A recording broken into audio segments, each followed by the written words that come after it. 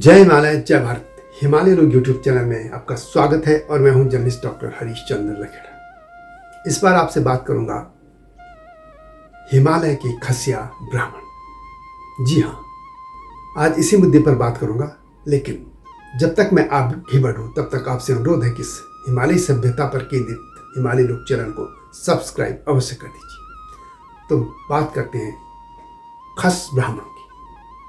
एक मेरी वीडियो है इसी चैनल में कि उत्तराखंड में क्षत्रियों खसिया क्यों कहे जाते हैं। वो सबसे ज़्यादा देखी गई और 1,20,000 से ज़्यादा लोग उसको देख चुके। शुरू में जब उसको मैंने बनाया था तो बहुत लोगों ने उस पर आपत्तिजनक कमेंट किए थे।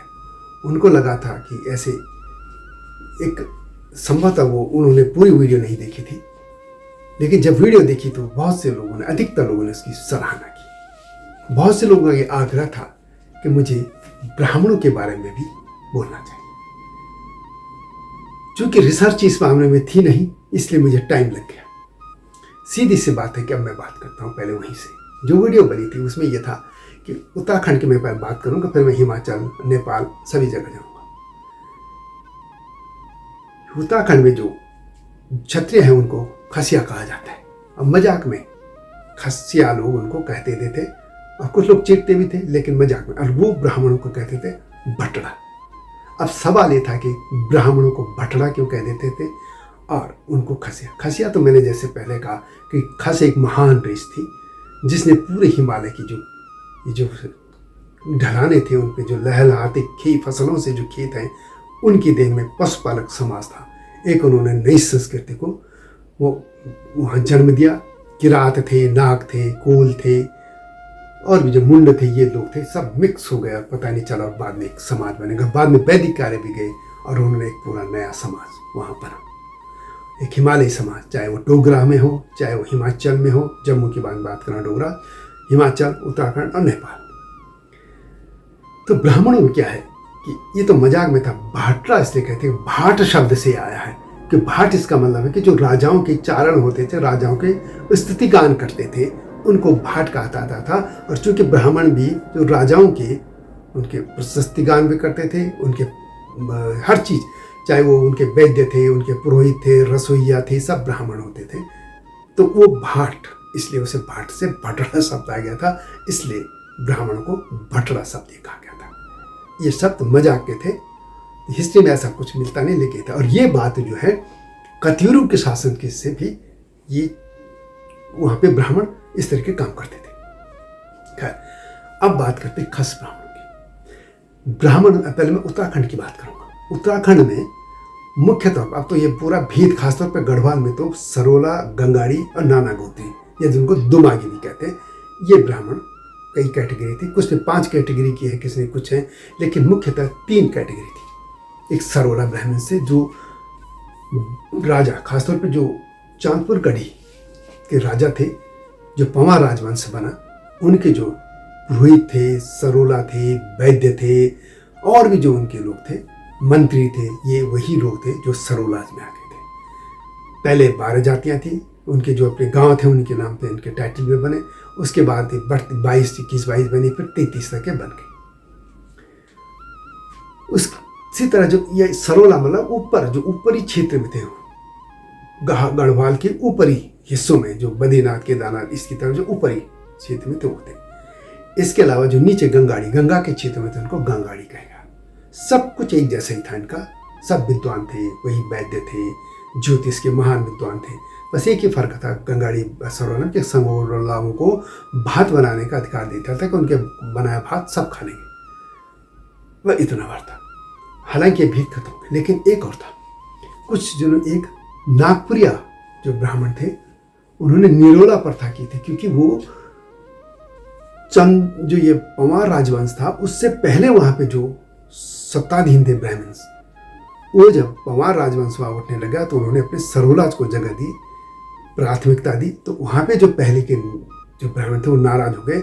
उन्होंने इसके विरोध या उसके पैरेलल एक नरोला प्रथा शुरू की थी। अब हुआ ये कि जब समाज वहाँ मैदानों से भी ब्राह्मण जाते रहे, लेकिन ऐसा नहीं था कि इतने ब्राह्मण वहाँ चले गए कि पूरे उनके सोसाइटी इन्हीं पे डेवलप हो जाती। उनको भी रिश्तेदारी नातेदारी सब करनी थी। किससे करते? उन्होंने खसों से ही शादियाँ की और उनके जो खसों को उन्होंने लिया था उनसे वो एक समाज बना, वो भी ब्राह्मण का बना दिए गए। क्योंकि वैसे भी देखा जाए तो वर्ण व्यवस्था जो हिंदू की वर्ण व्यवस्था थी उसमें ब्राह्मण क्षत्रिय वैश्य शूद्र थे। जन्म के आधार पे नहीं था, कर्म के आधार पे था। तो ये गलत भी नहीं था। जिनके ब्राह्मण जो पढ़ रहे थे, लिख रहे थे, विद्वता की काम कर रहे थे, वो ब्राह्मण वर्ग में आ गए। जो युद्ध कर रहे थे वो ब्राह्मणों से भी क्षत्रिय में चले गए। ऐसे बहुत से उदाहरण हैं। तो इस तरीके से वो जो वर्ण व्यवस्था में लोग आ गए थे। तो वो जो खसों के ब्राह्मण थे, अब वो कौन थे उस पर भी मैं आपको बताता हूँ। तो जिन लोगों ने, जिन ब्राह्मण्स ने खसों के साथ शादियाँ की, वो उनको या तो नाना गोत्री कहा गया या दुमागी कहा गया, यानी दुमार्ग से निकले गए होते। और बहुत सी जातियाँ हैं, आइडेंटिफाई हैं। कुछ किरातों से भी ब्राह्मण जाते हैं, खासतौर भगवान शिव के पूजक और जो शिव भगवान के पुजारी हैं आज भी, उनको किरातों से निकला बताते हैं। इसी तरह खसों के जो निकली धाराएं थी वो बहुत से लोग थे जिनको पहले दुमागी या नाना गोत्री ब्राह्मण कहते थे। वो खस ब्राह्मण थे और बाद में अब तो सब धाराएं मिट कर मिटनी भी चाहिए। मेरा मकसद तो सिर्फ इतिहास की जानकारी देना है। क्या अच्छा था क्या बुरा था ये मैं नहीं करा, क्योंकि समय के साथ कोई चीज़ कभी अच्छी होती है कभी बुरी होती है। अब बात करते हैं आगे नेपाल में। नेपाल में भी है, वहाँ भी दो तरह के ब्राह्मण हैं। एक है जैसी ब्राह्मण और एक है उपाध्याय ब्राह्मण। उपाध्याय ब्राह्मणों के बारे में कहा जाता है कि वो मैदानों में से गए थे और उन्होंने जनेऊ उनको पहना था। जैसे मैदानों से जो वैदिक ब्राह्मण उत्तराखंड में गए थे, गढ़वाल और कुमाऊं में भी वो वैदिक ब्राह्मण थे जिन्होंने वहाँ के खसों को जनेऊ पहनाया था। उसी तरह आप कुमाऊं की बात करते हैं तो कुमाऊं में भी जो बड़ी धोती के ब्राह्मण थे और जो दूसरे ब्राह्मण, लेकिन जो हलिया भी कहते हैं, हलिया ब्राह्मण जो हल लगाते थे, वो वास्तव में खस ब्राह्मण ही थे। चाहे गढ़वाल में हलिया ब्राह्मण थे या कुमाऊं में। कई जगह एक होता क्या था कि किसी जगह ब्राह्मण पहले हल नहीं लगाते थे। इधर गढ़वाल में भी जो सरोला है या जो गंगाड़ी में भी कई जातियाँ थी जो हल को हाथ ही नहीं लगाती थी, तो उन्होंने कुछ हलिया रख दिए थे। चूँकि इस तरीके का ये जो टाइटल है, इतना लोग इस तरीके से उसके लिए वचनबद्ध नहीं थे कि भाई हमारा टाइटल क्यों क्या इस्तेमाल, ऐसे नहीं था। क्योंकि डेवलप हो रहे थे टाइटल। किसी गांव में कोई बसा, उस गांव का टाइटल लोग लगाने लग गए थे, तो वहाँ के जो हलिया थे वो भी उसी टाइटल को लगाने लगे। इसलिए आप कई बार आप देखेंगे कुछ जातियों में, ब्राह्मण्स में खाल में, कि एक ही टाइटल है लेकिन गोत्र अलग अलग है। वो इसीलिए है कि कुछ हलिया ब्राह्मण भी थे या दूसरे थे, या कुछ एक और था कि लोग अपने समाज को बढ़ा रहे थे तो दूसरे लोगों को शामिल कर उनको वो टाइटल लगा दिए थे।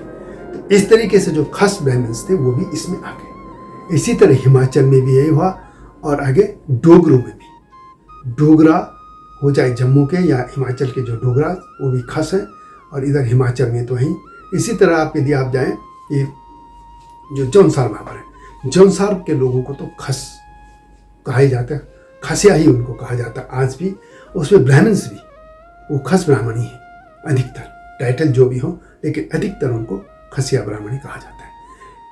उसी तरह का जो अभी एक क्षेत्र उधर की पल्ली तरफ है, जो हिमाचल की तरफ, जिनको अभी एसटी का दर्जा दिया गया, उन समाज में भी यही हालत है। नेपाल में भी लगभग यही है। तो ये जो पूरी धारा आगे तक, इसमें बहुत सी जातियाँ ऐसी थी जो खस ब्राह्मण थे और खसों से ब्राह्मण बने और फिर वो इसी समाज का हिस्सा बने। अब बनना भी चाहिए तो अच्छी बात है। तो ये थे खसिया ब्राह्मण। उनके टाइटल वगैरह देने के अब मैं है मेरे पास, लेकिन मैं चाहता नहीं कि उनको दिया जाए, क्योंकि इससे बेवजह का विभेद सामने आएगा। तो यह सत्य है कि ब्राह्मणों में भी खसिया ब्राह्मण थे और हैं आज भी। तो यह था एक हिस्ट्री की गाथा। हिस्ट्री एक गाथा जो हमारे यहाँ एक पूरा यात्रा हुई है हिमालयी सभ्यता की, उसकी एक छोटी सी जानकारी। इस पूरे पीरियड में मैं बहुत जो किताबें थी या लोगों से बात कर रहा था, इस टाइम पे इसलिए लग गया, लगभग 1-1.5 साल इसको लग गया है। लेकिन आज आपके पास है कि ये है खसिया ब्राह्मण। यह वीडियो कैसे लगी कमेंट में अवश्य लिखें और हिमालयी सभ्यता पर केंद्रित इस चैनल को सब्सक्राइब करना ना भूलना। मेरा एक और चैनल है समसामयिक जो मुद्दे हैं उन पर, वो है संपादकीय। उसमें जर्नलिज्म को लेकर भी मैं आपको जानकारी दे रहा हूँ, उसको भी देखिएगा। वीडियो को अच्छी लगे तो शेयर भी अवश्य कीजिएगा। नए मुद्दे के साथ जल्दी आपके सामने आऊँगा।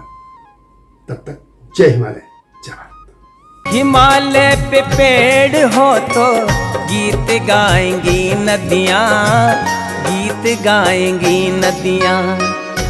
पेड़ों पे चिड़िया है तो गीत गाएंगी नदियाँ, पेड़ों पे चिड़िया है तो गीत गाएंगी नदियाँ। माँ की लोरी जैसे होते हैं नदियों के गीत।